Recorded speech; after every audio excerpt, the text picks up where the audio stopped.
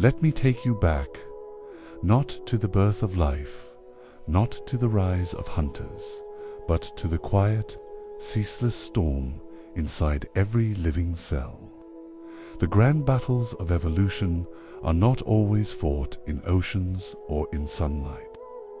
Often, the most decisive revolutions begin in silence deep within membranes, in the flicker of electrons, in the trembling of molecules learning new dances.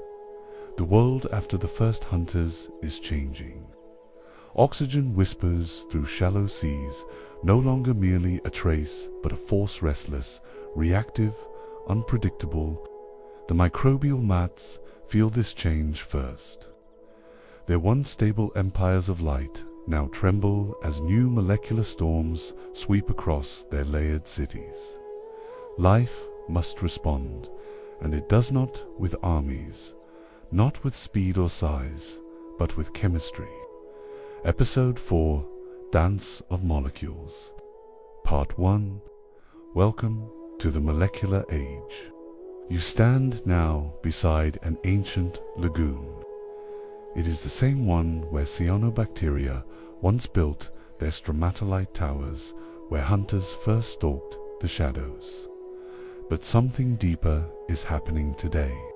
The water is laced with oxygen just enough to be dangerous, just enough to provoke innovation. Peer beneath the surface. The glow you see is not sunlight alone. It is chemical light electrons leaping from molecule to molecule, sparks of metabolism igniting tiny universes. This is not the world of predators. This is the world of processes. Listen closely, for the story ahead is not told in roars or splashes, but in the soft, deliberate murmurs of life re-engineering itself. The first breath of danger. Oxygen knows both gift and curse. In the early Earth, it is foreign, aggressive, almost predatory in its own right. When it collides with certain molecules, urine, sulfur, lipid tears them apart, ripping electrons free in frenzy. No ancient cell is prepared for this violence. The anaerobes of old begin to suffer. For millions of years, they lived in harmony with a world without oxygen. Their proteins were fragile, built for calm, reducing environments. To them, oxygen is poison.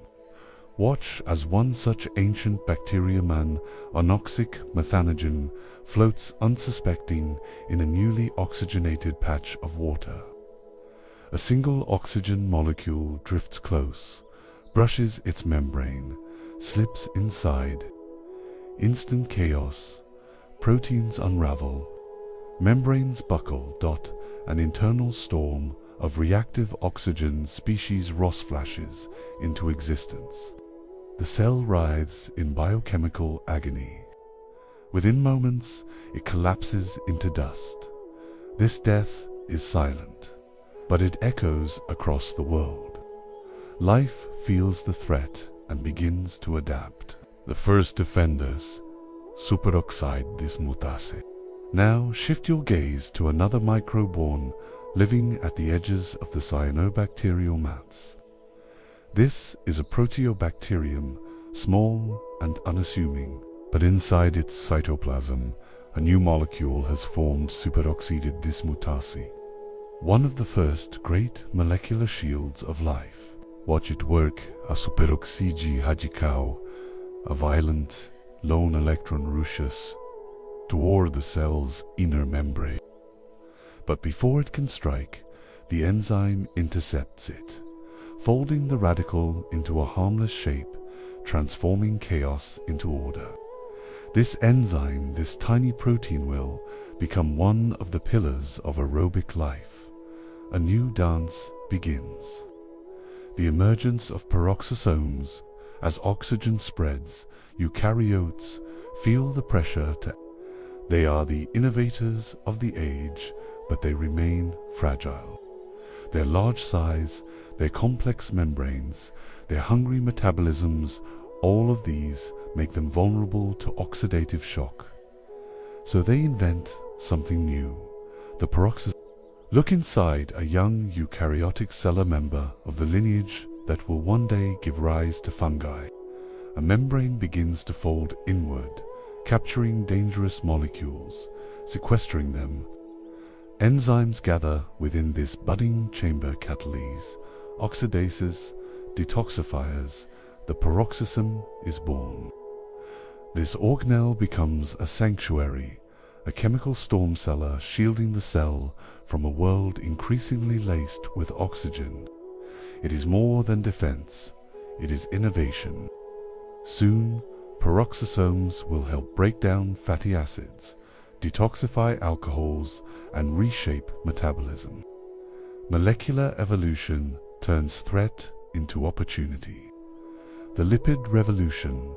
Shift your attention now to the membranes themselves. They are the frontier of every cell, the thin, trembling borders where life meets environment. As oxygen interacts with fatty acids, older lipid types begin to fail. They oxidize, stiffen, crack. Life responds by evolving new membrane chemistries. In some bacteria, branched chain lipids emerge, forming more resistant bilayer. In archaea, ether-linked lipids, already evolutionary marvels, become even more essential, granting stability in harsh, oxygen-rich niches. And in early eukaryotes, a masterpiece appears: sterols. Cholesterol-like molecules slip between phospholipids, stabilizing the membrane, preventing it from becoming brittle under oxidative stress. Sterols act like molecular architects, shaping fluidity, flexibility, and resilience. Without these molecular dancers, the road to multicellularity would be closed. The iron crisis. Now look outward beyond cells to the ocean itself. Before oxygen, iron was abundant in its reduced form. Fe squared, dissolved through the seas like a mineral ghost. Microbes depended on its iron, was the central atom of many ancient metabolic reactions. But when oxygen floods the water, Fe squared oxidizes into Fe cubed, falling as rust to the seafloor. Entire stretches of water turn red as iron disappears from circulation.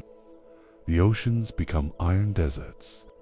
This triggers one of the greatest selective pressures in history. Some microbes perish, others innovate. Meet one such innovator, ancestral member of the alpha. It evolves siderophores, delicate, claw-like molecules that bind iron even in scarce, oxidized waters. Watch these molecules drift from the bacterium like fishing lines, searching for iron atoms hidden among the sediments. When they find one, they wrap around it with molecular grace, drawing it back into the cell. This chemical dance gives the lineage an advantage. This lineage will one day become mitochondria, the shadow of symbiosis. Speaking of mitochondrion, now look to the early eukaryotic hunters patrolling the lagoon's twilight zone. We saw their rise in the previous episode, voracious predators like Nigleria, efficient swimmers like the early excavates, graceful chonoflagellates filtering currents with delicate collars. But inside their bodies, a silent revolution is beginning. One of these hunters are small, agile protokaryotes, wallows an alpha protobacterium using its flexible cytoskeleton. Normally, the bacterium would be digested. Not today. The bacterium does not die. It survives, begins to replicate, begins to export small amounts of ATP, pits weaponized energy currency into the host cytoplasm. The host feels it, recognizes the gift, keeps the bacterium alive. This is not the beginning of mitochondria, not yet. But it is a precursor, a moment of recognition, a glimpse of the evolutionary possibilities hiding within metabolic cooperation. The dance of molecules is becoming the dance of cells. The chemical wars of the sulfur zone now move deeper into the dark layers beneath microbial mats where oxygen has not penetrated. Here, ancient life clings to its old ways. Sulfate reducers breathe sulfur instead of oxygen. Methanogens weave methane from hydrogen and carbon dioxide. But even here, oxygen's influence trickles down. A purple sulfur bacterium senses tiny changes in redox potential. The gradients of energy shift. Its ancient photosystems, still optimized for an oxygen-free world, begin to misfire. It responds by evolving new pigments, bacterioclophilae variants that absorb slightly different wavelengths of light, allowing it to survive in this chemically shifting environment. Chemical pressure drives pigment innovation. Pigment innovation reshapes ecosystems. The hydrogen highways return to the upper waters. Here, early eukaryotes continue to expand, but they face a metabolic dilemma. Their cytoskeletons grow more complex, their organelles multiply, their energy needs soar, but oxygen is still scarce, patchy, at best available in light-lit shallows, but absent everywhere else. So they evolve hybrid metabolisms. Some eukaryotes develop hydrogenosomes, mitochondria-like organelles adapted to anaerobic conditions. These hydrogenosomes produce ATP without oxygen, releasing hydrogen gas as a byproduct. Watch a trichomonas-like ancestor glide through oxygen waters, its hydrogenosomes flickering with internal fire. In these oxygen-poor zones, hydrogen becomes currency. Other microbes gather the hydrogen, feeding on it. Interdependence grows. Metabolism becomes ecosystem. The cytoskeleton ascends. Now focus on structured the scaffolding of life. The cytoskeleton, once nothing more than a mesh of actin and tubulin, begins to transform. Oxygen allows cells to generate more ATP. More ATP allows greater cellular complexity. Actin filaments become dynamic highways, constantly assembling and disassembling. Microtubules grow stronger, enabling more efficient movement of vesicles, organelles, and chromosomes. This newfound internal infrastructure gives birth to new behaviors. Eukaryotic cells change shape with elegance. They engulf prey with precision. They swim with coordination. They divide with stability. Molecules become motion. Motion becomes power. The great photosynthetic experiment. The cyanobacteria still rule the light-rich shallows, but something new is stirring among you. A lineage of early protist ancestors of modern red and green algae experimenting with stolen chloroplasts. Watch one such cell engulf a photosynthetic bacterium. Instead of digesting it, the cell harnesses its light-harvesting abilities. Inside the host, the bacterium divides, then divides again. Its genome shrinks. Its independence fades. A new organelle forms, the plastic. The eukaryotic world will never be the same. Soon, red algae evolve phycobiliproteins pigments capable of harvesting deep red light. Green algae refine chlorophyll A and B, mastering the conversion of sunlight into chemical energy. These innovations transform ecosystems, turning light into life more efficiently than ever before. The dance of molecules begins to choreograph whole biospheres. The synaptic dawn. Now shift your attention to chemical communication. Life is not silent. Cells speak in molecules, signals, messages, alarms. As complexity rises, so too does the need for coordination. In early multicellular experiments, colonies of simple eukaryotes clustering together, chemical signaling pathways grow more sophisticated. Calcium waves ripple through cell groups, coordinating movement. Lipid-based messengers trigger collective feeding responses.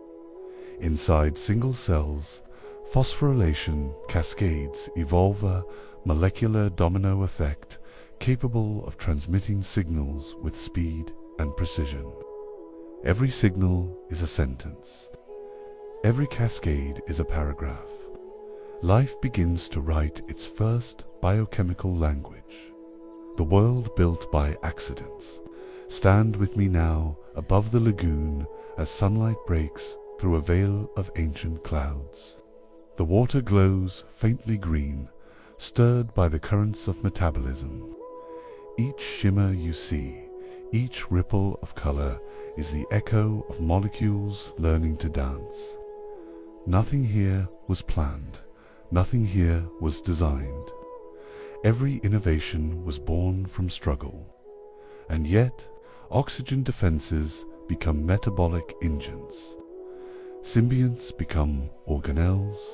Membranes become signaling hubs. Pigments become ecosystems. Accidents become evolution. The true heart of Episode 4, not the rise of a species, not the triumph of a predator, but the quiet transformation of the invisible. The molecular revolution that will shape forests, jungles, insects, dinosaurs, mammals, humans. Every future heartbeat begins here. Every breath you take, every neuron that fires, every memory you hold, is the legacy of this ancient dance, and still it continues. For in these waters, new experiments are unfolding, experiments that will lead us toward something even more extraordinary, the emergence of multicellular life. Next episode for Dance of Molecules, Part 2. This is HistoPrimordia, where history comes alive. Thanks for watching. Subscribe now and join us for the next episode story.